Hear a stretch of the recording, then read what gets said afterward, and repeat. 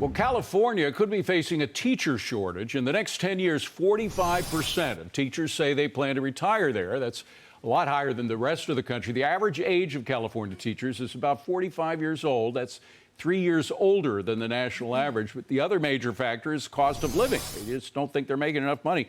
Brian, you and I both gave up teaching for journalism. I think we did the right thing. Wait a sec, when were you a teacher? I was a teacher in junior high school back in the late 1970s in Chicago when I was... A junior high teacher, that's a real Chicago. It was tough. Chicago. That is a real Well, teacher. it was in a public housing project, too, called Cabrini Green. It was eventually shut down entirely and razed to the ground. But the point is that one of the reasons I left, you left at the college level, but one of the reasons I left was because the lack of discipline.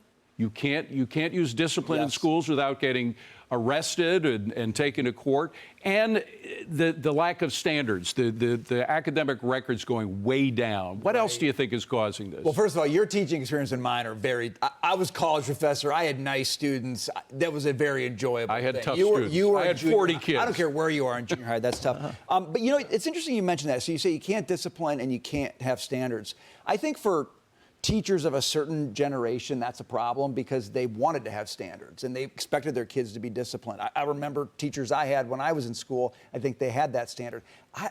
David, I don't know if that's the standard of the new teachers coming aboard today, like the super activist teachers. I was on the subway the other day and there was obviously a junior high or high school teacher on the subway talking to her friend. And the entire conversation for the whole ride was how proud she was that she was able to lead her students out to one of the protests in the city. I don't know what it was about. I don't know if it was like a Palestine protest, Iran, I don't know, the protest of the day, right? Whatever it was, let him out there. And apparently they spent the whole day protesting and their student got up and talked. And I thought, she doesn't care about discipline. Yeah. Definitely doesn't care about standards. All she cares about is activism, right? Amazing. So I think older teachers say, I want out because all these new activist teachers come in and they don't care about education. They just want to turn everybody into the next, perma-protester. And DeRoy, it started at the top. The American Federation of Teachers used to be headed by a guy named Al Shanker. He was a very conservative guy.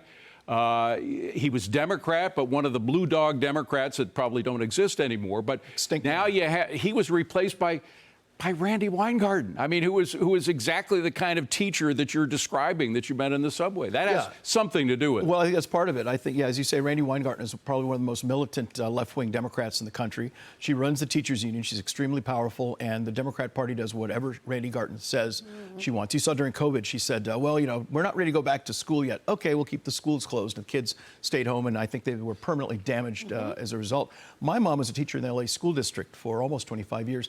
She retired on her 55th birthday, on the day she could retire. And when she told me by the end, she said, I used to start off as a teacher. She said, now I'm a social worker.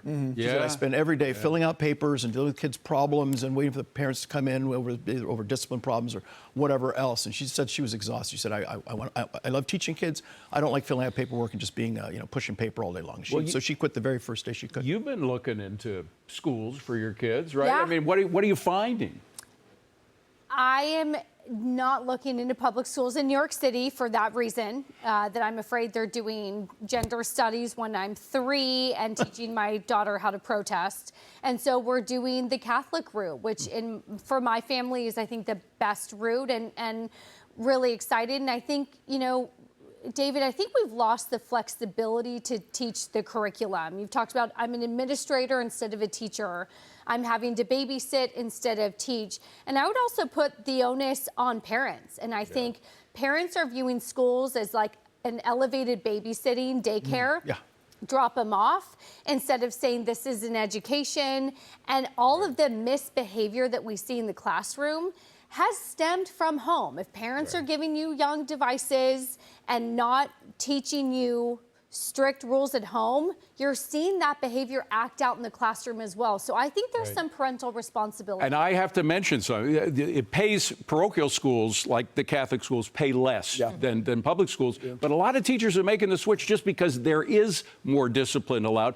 And by the way, speaking of parents, I know a lot of parents are to blame for some of this, but the parents of a lot of the Catholic schools, my daughter went to Catholic high school in New York, most of the kids were not from Catholic families at all. So, and they pay about half of what it costs to send a kid to public school. Right. They're just looking for the quality of education. I think the teachers that are willing to take that pay cut to teach there too go back to the old school principles about of what teaching really means to them, and you know, Brian, what you were talking about, what they show up to do, which is to educate the children, not to engage in this activism, brainwashing, whatever you call it. The funny part is that true teachers that believe in that, they are not looking at this the Randi Weingarten way, which is all she wants to do is juice the system to get her teachers to be paid more, because for her, they've got a very important job to do in the brainwashing efforts. And so it's really interesting when you think about what the teaching goals are versus the business of teaching that's developed around it, and what the left has done with the activism aspect. By the way, I overstated the difference between the cost of public school and parochial school. Parochial school is now about $15,000 a year.